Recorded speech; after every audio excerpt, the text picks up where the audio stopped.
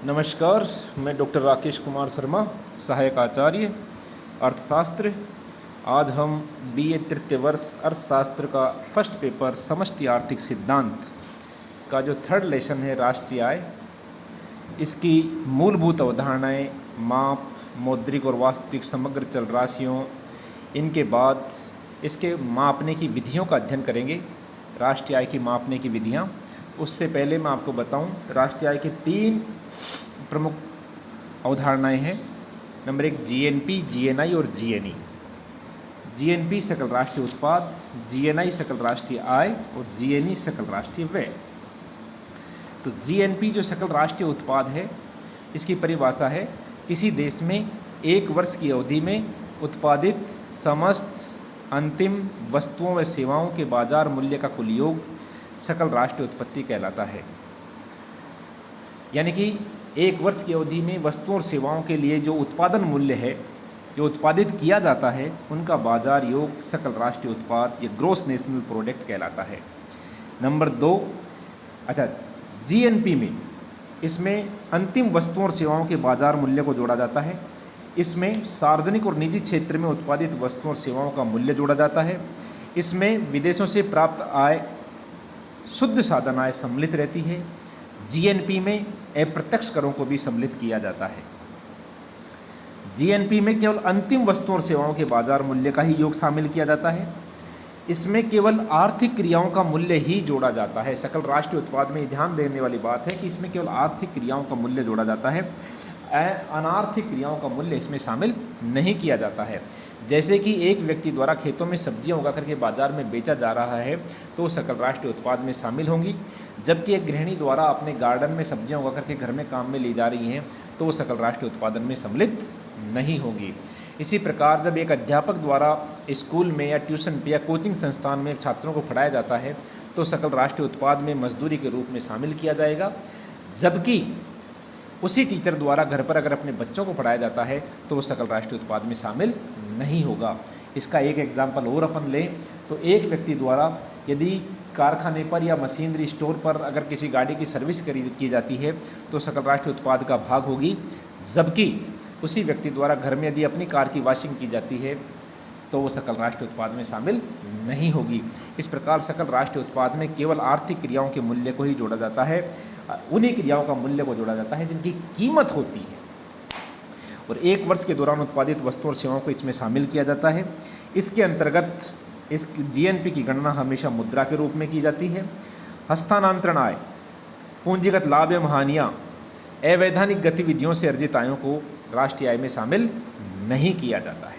ये बहुत अच्छी बात है कि हस्तांतरण आय, ट्रांसफ़र पेमेंट, पूंजीगत लाभ एवं हानियाँ और अवैधानिक अवैध गतिविधियाँ, किसी प्रकार की चोरी, जुआ, इनसे जो इनकम होती है उसको राष्ट्रीय आय में शामिल नहीं किया जाता है।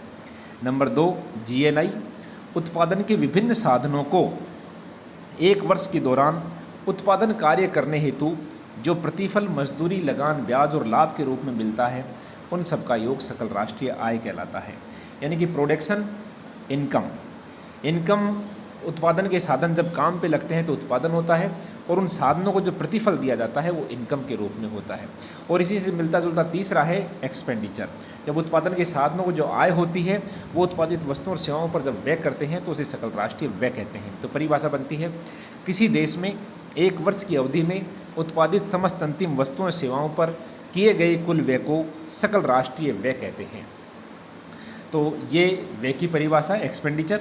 तो हमारे पास तीनों चीज़ें थी, gross national product, gross national income और gross national expenditure. Gross national product में वस्तुओं और सेवाओं का उत्पादन किया जाता है। उत्पादन के साधनों को जो प्रतिफल, मजदूरी, लगान, ब्याज के रूप में दिया जाता है उसे जीएनआई या ग्रॉस नेशनल इनकम या सकल राष्ट्रीय आय कहते हैं। और इन साधनों के द्वारा उत्पादित वस्तुओं और सेवाओं पर जो व्यय किया जाता है उसे सकल राष्ट्रीय व्यय कहते हैं। तो इस प्रकार एक चक्रीय प्रवाह बनता है जहाँ पर जीएनपी, जीएनआई और जीएनई, सकल राष्ट्रीय उत्पादन, सकल राष्ट्रीय आय और सकल राष्ट्रीय व्यय, तीनों आपस में बराबर होते हैं और तीनों देश के उत्पादन, उपभोग और वितरण की आर्थिक क्रियाओं को प्रदर्शित करते हैं। तो इन तीनों मापों में देश के उत्पादन, उपभोग और वितरण की आर्थिक क्रियाएं आ जाती हैं। तीनों विधियों से प्राप्त राष्ट्रीय आय के जोड़ परस्पर बराबर होंगे। क्योंकि उत्पादकों को अपनी वस्तुओं और सेवाओं के विक्रय से जो मूल्य मिलता है वह खरीदारों द्वारा व्यय की गई राशि के बराबर होता है, और इस प्रकार जो कुछ भी व्यय किया जाता है वो किसी न किसी आय के रूप में तुरंत प्राप्त हो जाता है, और आय प्राप्त करने वाले इसका व्यय करते हैं। इस प्रकार एक चक्रीय प्रवाह में जीएनपी, जीएनआई और जीएनई तीनों बराबर होते हैं। यदि मान लो इसका एग्जाम्पल हम लेते हैं तो जीएनपी में हमने यदि ब्रेड का उत्पादन किया है तो उत्पादन के लिए जीएनआई जो मजदूरी लगान ब्याज 100 रुपये की ब्रेड का उत्पादन किया तो जीएनआई में वो 100 आपस में बराबर होंगे, और उस ब्रेड का मूल्य उत्पादन पर जो व्यय किया जाएगा वो भी 100 रुपये के मूल्य के बराबर ही होगा। इस प्रकार जीएनपी, जीएनआई और जीएनई तीनों आपस में बराबर होते हैं। अब ये सकल राष्ट्रीय आय के मापन में उत्पादन विधि, आय विधि और व्यय विधि के द्वारा इनको ज्ञात किया जाता है। उत्पादन विधि में हम एक वर्ष के दौरान उत्पादित वस्तुओं और सेवाओं के कुल मूल्य को शामिल किया जाता है। आय विधि में मजदूरी, लगान, ब्याज और लाभ इन चारों का योग करके सकल राष्ट्रीय आय की गणना कर सकते हैं। जबकि व्यय विधि में उत्पादित वस्तुओं और सेवाओं पर किया गया कुल व्यय शामिल किया जाता है, और उत्पादित वस्तुओं और सेवाओं पर जीएनई के अंतर्गत जो व्यय किया जाता है वह उपभोग, विनियोग, सरकारी खरीद और शुद्ध निर्यात के रूप में शामिल किया जाता है। क्योंकि जो व्यय होगा या तो उपभोग के रूप में होगा, या वस्तुओं और सेवाओं को उत्पादन करने के लिए विनियोग के रूप में होगा, या सरकारी व्यय के रूप में किया जाएगा, और इस प्रकार फिर भी जो कुछ बच जाता है उसका निर्यात, शुद्ध निर्यात कर दिया जाएगा। शुद्ध निर्यात का मतलब होता है निर्यात माइनस आयात, एक्सपोर्ट माइनस इंपोर्ट। इस प्रकार सकल राष्ट्रीय आय विधि के राष्ट्रीय आय की गणना में उत्पादन विधि, आय विधि और व्यय विधि के द्वारा आपस में तीनों विधियों के द्वारा राष्ट्रीय आय की गणना की जाती है। राष्ट्रीय आय के मापन में कुछ कठिनाइयाँ भी हैं। नंबर 1, सबसे पहली कठिनाई है कि गैर मौद्रिक क्षेत्र का पाया जाना।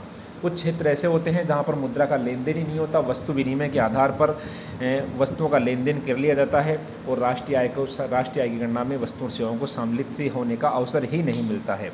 दूसरी प्रमुख कठिनाइयाँ आती हैं, लोग आय व्यय का हिसाब ही नहीं रखते हैं। कितनी आय कर ली, कितना व्यय कर लिया, इसका हिसाब रख पाना कठिन होता है।